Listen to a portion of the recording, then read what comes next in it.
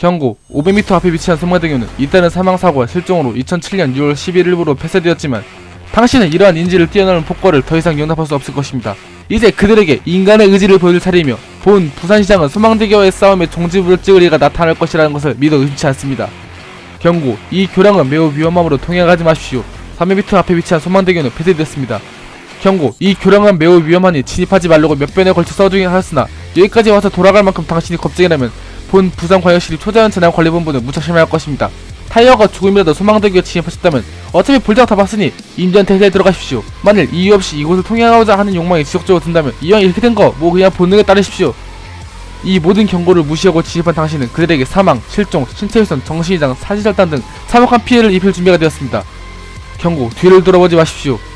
여기서부터는 소망대교입니다. 잠시 차량을 정차하시고 짙은 해마가 깔린 바닷가의 정취를 만끽하십시오. 톨게이트 직원을 눈빛으로 제압해 꼬리만 개새끼처럼 움켜들게 했다면 개인 장비를 이용한 캠핑을 즐기셔도 무방합니다. 단, 너무 풀어지지 마십시오. 그들은 매우 변화무쌍하고 음습할지언정 어차피 사람이 아니므로 그들이 법의 보호를 받지 못한다는 것을 주저하지 마십시오. 그럼 행운을 빕니다. 0번째, 톨게이트 직원을 제압하십시오. 앞서 말씀드린 대로 톨게이트 직원을 눈빛으로 제압하셨다면 상관없겠지만 직원이 영수증을 요구한 상황이 생길 수도 있습니다. 새끼손가락으로 직원의 관전을 뚫어 출혈낸 뒤 영수증을 직원의 피로 물드십시오. 글자 부분을 덮을 정도로 칠하셔야 합니다. 영수증을 완전히 물렸다면 창문을 부순 뒤 가볍고 점잖게 욕설을 건네십시오.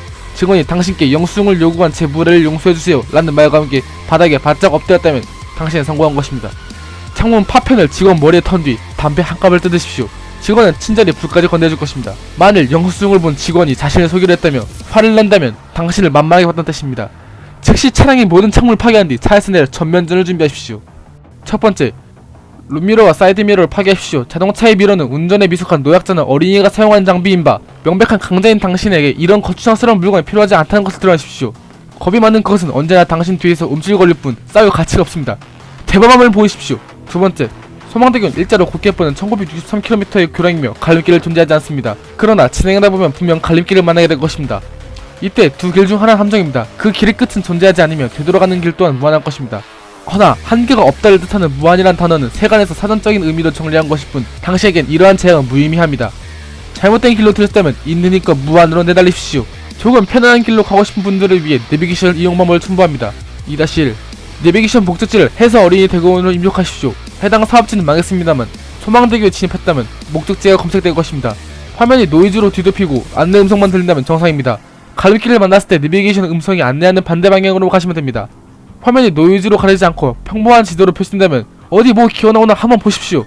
화면에서 손가락이 튀어나오기 시작했다면 재빨리 붙잡아 끄집어내신 뒤 네가 운전하라고 하시면 됩니다. 재빨리 지평선 너머로 핸드폰을 던져버리십시오. 그것이 도주하기 전에 산채로 잡아야 합니다. 또한 긴 여로가 지루하시다면 난간을 들이받아 바다로 뛰어드는 것 역시 추천드립니다. 늦던 빠르던 바닷속 그거들은 10일을 걸어올 것이고 스노클링 등 문화생활을 겸한 전면전을 미리 펼쳐보시는 것도 나쁘지 않은 방법입니다. 세 번째, 후진하지 마십시오. 쫄고십니까? 네 번째, 1차선을 이용하십시오. 적에게 자신의 존재를 알리는 것은 중소기업투의 에티켓입니다. 만약 실수라도 1차선에 진입했다면 즉시 차량을 세우고 내리십시오. 약 30초 뒤 이미 다 깨졌던 창문에 스산한 기운이 들이닥칠 것입니다. 정면을 응시하고 본인에게 가장 알맞는 파이팅 스타일을 취하십시오. 그것이 최대한의 잠재력을 드러냈을 때 제 앞에 기세에서 이기기 위해서입니다. 절대로 물러서지 마십시오. 단순한 물리적인 타격보다 눈빛이 더 위협적입니다.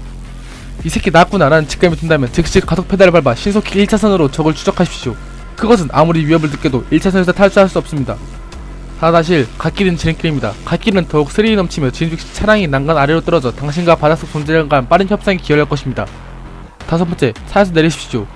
톨게이트 직원, 내비에서 튀어나온 손가락, 1차선에 서식한 좁은 새끼를 모두 피떡으로 만졌다면 이제 차에서 내리십시오. 무엇이 보이고 어디로 가고 있던 그들은 당신을 경외할 것이며 당신을 막을 존재는 이제 없습니다. 다시 알립니다. 당신은 쓰러뜨려야 할 적이 많습니다. 여섯 번째, 규정 속도를 유지하십시오. 규정 속도는 320 미만 160 초과입니다. 규정 속도를 넘지 말 때 되도록 엑셀을 수평으로 밟아 빠른 속도를 유지하십시오. 사실 시속 320km 넘어도 뭐 상관없습니다. 도로교통법은 그냥 장시일 뿐입니다. 부디 쫄보처럼 운전하실 일은 없기 바랍니다. 일곱 번째, 600m 공간쯤에는 다른 차량이 불릴 것입니다. 그것들은 사람이 아니기에 대한민국 형법의 보호를 받지 못합니다. 아래는 차량의 종주에 따른 대처법입니다. 실다실 1차선으로 주행 중인 차량번호 7798 흰색 소나타 2차선으로 나란히 주행하면서 바퀴를 쏴 맞추십시오. 어느 순간 상대 차량이 살해된다면 잘 대처한 것입니다. 만약 상대가 방향 지시를 켜면 당신 앞이나 뒤로 끼어들고자 하는 경우가 있습니다.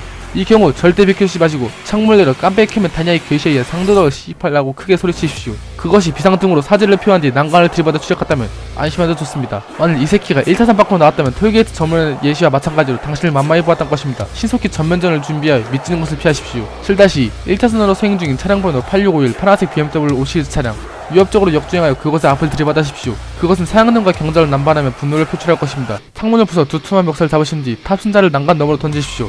탑승자가 기포를 남기며 완전히 수상된 것을 확인한 후 신속히 돌아 진격하십시오. 이 모든 행동은 빠르고 정확하게 실시되어야 합니다. 탑승자가 차량 밖으로 기어났다면 속으로 30초를 세면서 사살하기 위한 도구, 파이프렌치, 그라인더 등을 미리 준비해 주십시오.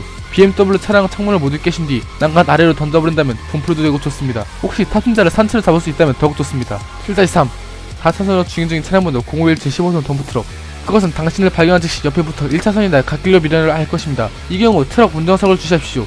지저분한 중년 남성이 탑승했을 것입니다. 그것이 졸고했다면 부모를 욕하며 깨우십시오. 위협을 그만두고 비상등을 전면으로 사고한다면 안심해도 좋습니다. 그러나 목이 기계에 꺾인 상태로 당신을 응시하고 있다면 이 탑승자가 아직 당신을 만만하게 본다는 뜻입니다. 트럭의 번호판을 악력으로 붙잡아 도주를 봉쇄하신 뒤 타이어를 해체해 탑승자가 스스로 내리도록 전면전을 유도하십시오. 운전석에서만 내리면 배우가 아닙니다.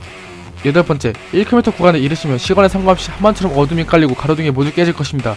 이때 무드등 하나 켜주시면 분위기도 잔잔히 좋습니다. 곧 12m 앞에서 다리 일부가 무너져내리고 양옆 난간 너머에서 그것들이 기어 올라올 것입니다. 그리고 무너진 곳으로 느덕느덕 걸어가 스스로 뛰어들일 것입니다. 동요하지 마십시오. 그리고 시선을 떼지 마십시오. 정면을 응시한 채 그들과 싸우고 싶은 욕망을 충족하십시오. 1대 다수성을 상정한 쇠도는 복식 및 내내 시뮬레이션을 돌린 것을 추천드립니다. 시뮬레이션이 끝났다면 창문을 내리고 최대한 큰 소리로 자신의 존재를 알려 도발한 뒤 일기토로 시작하십시오. 9번째, 1.5km 구간에서 7살 정도로 보이는 남자애가 도로변에 서서 난간 밑을 쳐다보고 있을 겁니다. 이때 반드시 차를 세우고 지훈아 여기서 뭐하니 라고 물어보십시오. 그것이 울먹이면 엄마랑 아빠가 빠졌어요 라고 말한다면 부모님을 따라 같이 바다에 빠뜨려 주십시오. 7살 먹은 아이를 제압하는 데엔 길로틴 초코와 서전스 디킥이면 충분할 것입니다.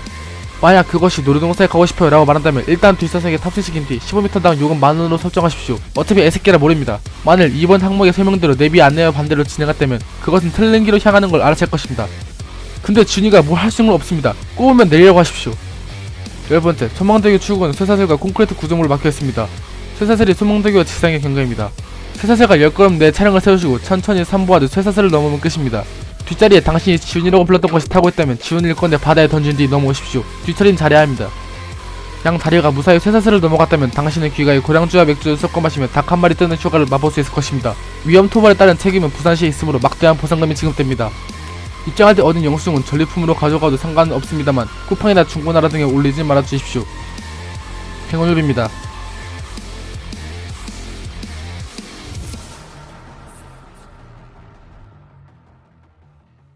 당신의 무섭고 신비로운 사연을 아래 이메일로 보내주세요. 제가 대신 풀어드리겠습니다.